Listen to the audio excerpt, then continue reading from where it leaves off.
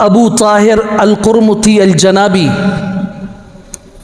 317 ہجری 930 عیسوی لشکر جرار لے کے بیت اللہ پہ ٹوٹا، اور وہاں جا کے 30,000 لوگ جو حج کے لیے آئے ہوئے تھے، یوم الترویہ کا دن تھا،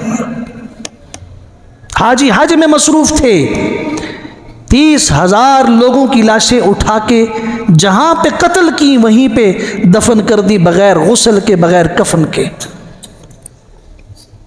وہ جگہ جسے قرآن نے کہا وَاتَّخِذُوا مِن مَقَامِ إِبْرَاهِيمَ مُصَلَّى، مقام ابراہیم کو نماز کی جگہ بناؤ، وہ اللہ کا گھر جہاں ایک نماز پہ 1,00,000 نمازوں کا اجر ملتا ہے، اس کے مطاف میں کوئی جگہ ایسی نہیں رہی جہاں مسلمان کی لاش نہ پڑی ہو اور دفن نہ ہو۔ زمزم کے کنویں میں اٹھا کے پھینک دیے، زمزم کا کنواں توڑ دیا، حجر اسود توڑ کے چوری کر کے لے گئے، 14 ٹکڑے کر دیے۔ کوئی واقف ہے اس سے؟ 14 ٹکڑوں میں آج حجر اسود اس شکل میں نہیں ہے جس شکل میں یہ جنت سے آیا تھا۔ امام الانبیاء صلی اللہ علیہ وسلم نے فرمایا حجر اسود وہ پتھر ہے جو دودھ سے بھی زیادہ سفید تھا، چمکدار تھا، روشن تھا، جب جنت سے آیا بنی آدم انسانوں کے گناہوں نے اسے سیاہ کر دیا۔ اشد بیاضا من اللبن، دودھ سے زیادہ سفید تھا یہ۔ اسے چوری کر کے لے گئے۔ وہ سالم ایک پتھر تھا جس کے ٹکڑے ہوئے 14 ٹکڑوں کی صورت میں آج چھوٹے چھوٹے ٹکڑے ہیں اس کے، ان سب کو چاندی کی اس کے اندر محفوظ خول کے اندر محفوظ کیا گیا ہے۔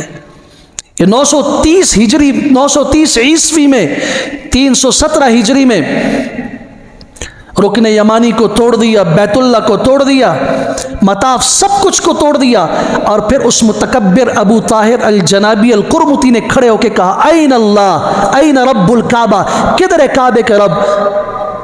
کہاں ہے ابابیل بھیجنے والا؟ کدھر ہے مسلمانوں کا قرآن جو کہتا ہے کہ بیت اللہ کی طرف جو آئے گا اسے امن ہوگا، من دخلہ کان آمنا، این الامن؟ کدھر گیا امن؟ کون ہے؟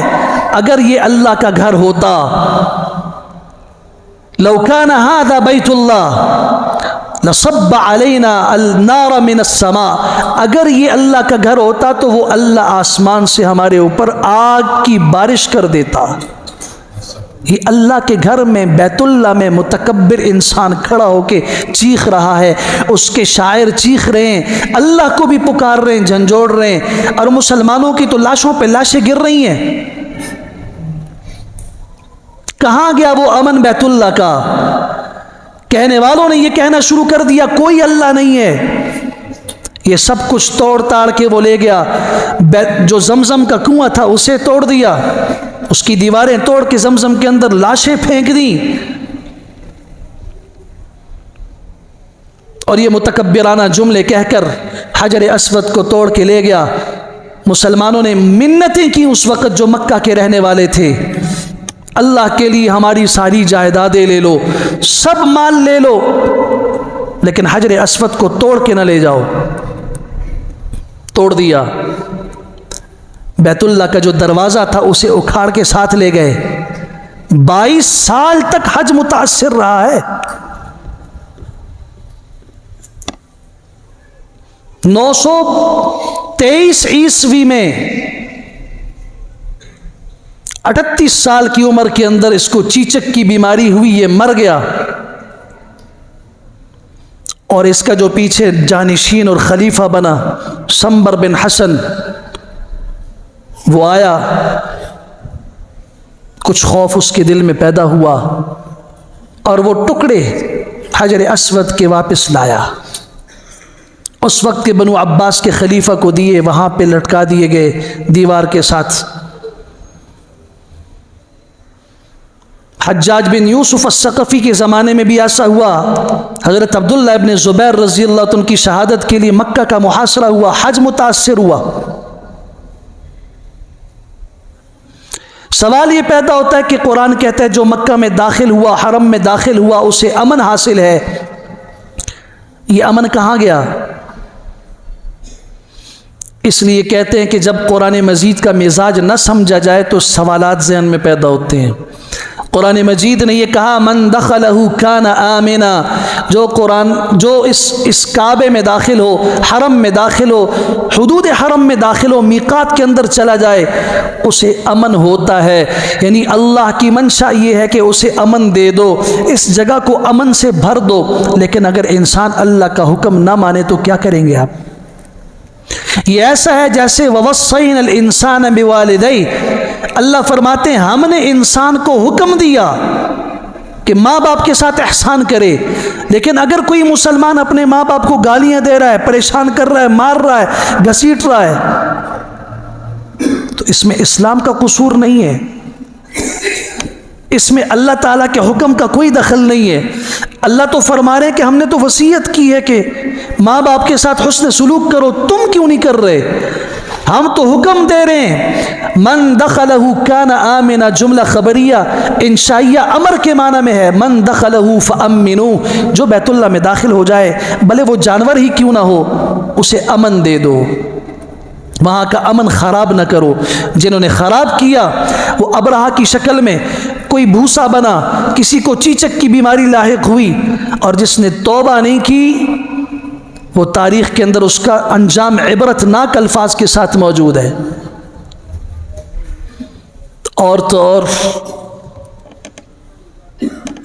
میں ہمیشہ ایک بات کہا کرتا ہوں کہ دین کے مقدسات کی حفاظت کرنا امت مسلمہ کے بچے بچے کی ذمہ داری ہے۔ شعائر دین، وہ خاص امتیازی نشانیاں جو اسلام کی ہیں، جن میں اللہ کا گھر بیت اللہ ہے، جن میں مسجد نبوی ہے، مسجد حرام ہے، حدود حرم ہے، قرآن ہے، رسول اللہ ہیں صلی اللہ علیہ وسلم، صحابہ کرام ہیں، اہل بیت ہیں، مساجد ہیں، جو ہمارے دین کی بڑی بڑی نشانیاں ہیں، جنہیں دیکھ کر انسان کو اللہ کی یاد آتی ہے۔ آپ کے گھر محلات کنالوں پہ مشتمل ہوں، ایکڑوں پہ بنے ہوئے ہوں، بڑے قیمتی ماربل اور بڑے قیمتی پتھر اور خوبصورت بنے ہوئے ہوں، مجھے ایمان سے بتاؤ اس کے مقابلے میں 5 مرلے پہ بنی ہوئی کچی سی مسجد اللہ کے ہاں، چلو اللہ کے ہاں تو بڑی بات ہے، آپ سے پوچھتا ہوں آپ کے ہاں، آپ کے یہ سارے محلات 5 مرلے کی بنی ہوئی کچی سی مسجد تو دور کی بات ہے، مسجد کی ضروریات کے لیے جو راستہ ہے، جو مسجد کا راستہ ہے جہاں سے مسلمان گزر کے اللہ کے گھر میں داخل ہوتے ہیں، اس کے برابر ہو سکتی ہیں؟ کیوں؟ اس گھر کا تعلق، اس کے راستے کا تعلق، اس کی نسبت اللہ کے ساتھ ہے، اور ہمارے محلات کی نسبت اللہ کے ساتھ نہیں ہے، میرے ساتھ ہے۔ فلاں کا گھر ہے، فلاں کی کوٹھی ہے، فلاں کا محل ہے۔ جس چیز کی نسبت اللہ کے ساتھ ہو اس کی حفاظت کرنا، اس کا خیال رکھنا، یہ امت مسلمہ کے بچے بچے کی ذمہ داری ہے۔ لیکن اگر امت مسلمہ اپنی آنکھیں بند کر لے تو پھر اللہ تعالیٰ ابابیلوں کے ذریعے حفاظت کروا دے گا۔